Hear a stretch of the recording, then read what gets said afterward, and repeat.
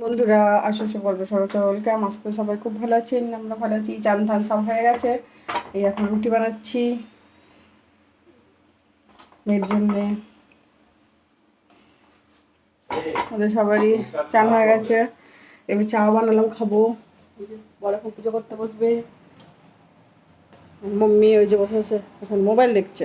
আবার যে 10টা, এখন রান্নাবান্না আজকে করিনি, আর ছুটি আছে বলে, সেই জন্যে এবারে চাটা খাবো, তারপরে রান্না করবো।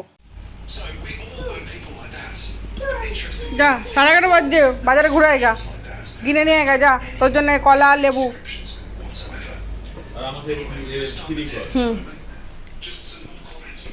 রান্নাবান্না করছি এখন, পুরো মুখে মুখে চলে গেছে শুধু।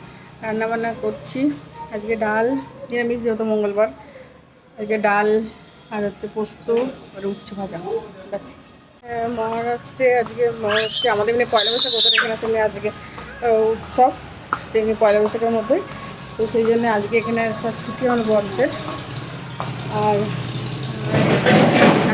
গান বাজছে, মাইক দিয়ে সব বেরিয়ে গেছে।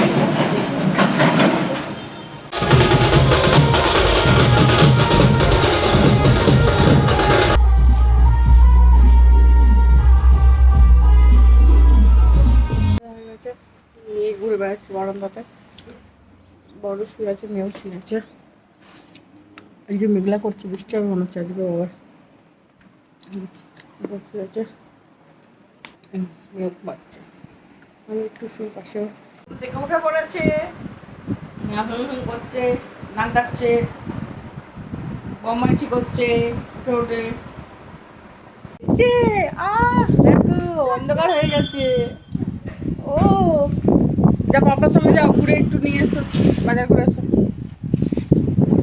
এই জুতো পরে না।